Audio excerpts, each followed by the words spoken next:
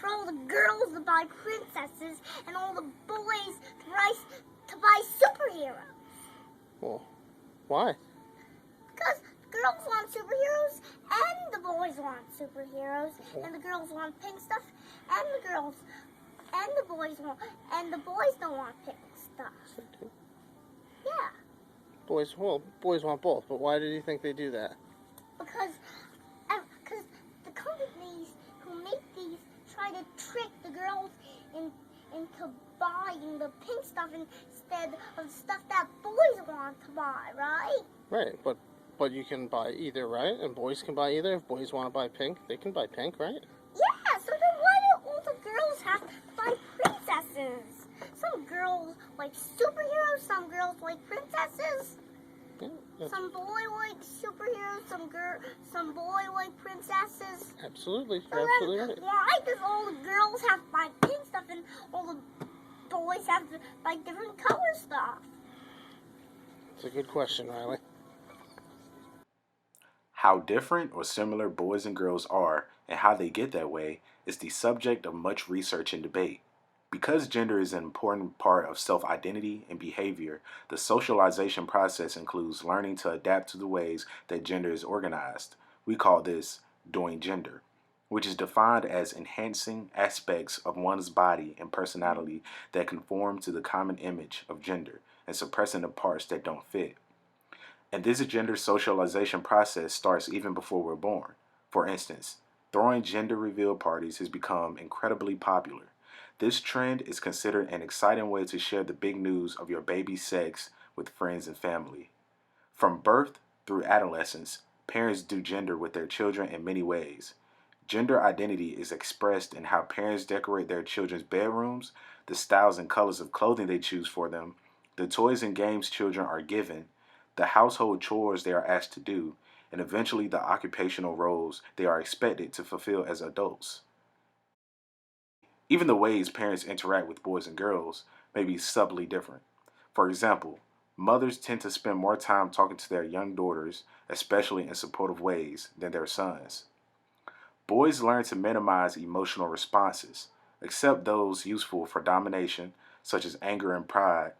Girls, on the other hand, are more likely to end up in lower status positions, where emotional traits such as nurturing, respect, and shame are necessary to succeed. Boys are better than girls. Why? Because boys are stronger than the girls sometimes. What would happen if you put on a dress?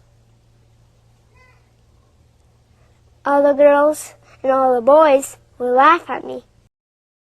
Young children appear to begin to acquire gender role stereotypes at about the same time they develop gender identity. And by the age of 3 and 4, most children, when asked questions about the activity appropriate for a male doll and a female doll, readily give stereotypical responses. Which doll likes to clean the house?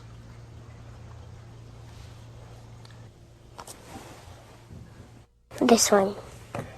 Who takes care of the babies?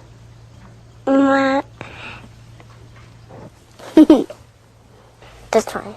Who goes to work?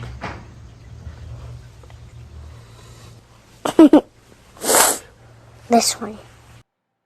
Aside from parents, a primary location for non-family social interaction is school, where they are exposed to both the formal content of the school's instruction authority and the informal curriculum of teacher behavior and expectations. One set of gender interactions around school concerns clothing. Annie experienced strict dress code rules. The girls were always targeted and called out for the way they were dressed, sometimes leaving them slightly embarrassed.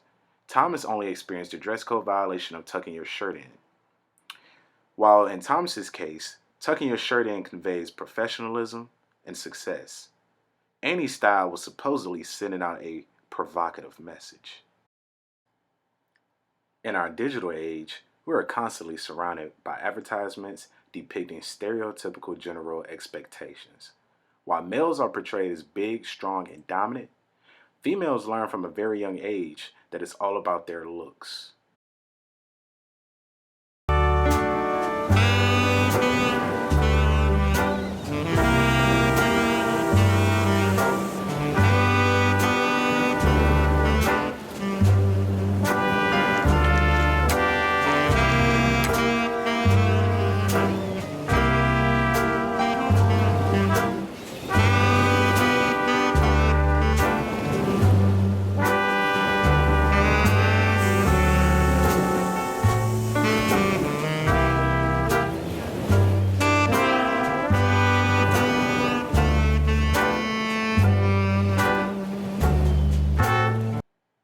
As a result, girls don't develop the skill set necessary to succeed later in life, namely in the job world. The occupations women dominate are often in some way similar to the work women do or did without pay at home for their families. Childcare, nursing, and teaching, for example, are jobs that were once done at home. On the other hand, men are more likely to do jobs that are not closely associated with domestic work, such as engineering or owning a business. And when women are in management positions, they are perceived as less self confident, less analytical, less emotionally stable, less consistent, and possessing poor leadership abilities than male managers. Because of this, women earn less income, work fewer hours, and achieve lower levels of management. Even though our generation has already made progress in reducing workplace inequality, we must realize that gender role socialization begins at very early age, and that this can shape an individual's interests and limit his or her choices. Hopefully, in the future, the Raleighs of this world will be able to eliminate these rigid, sexist, and restricted gender roles and foster a more progressive working environment.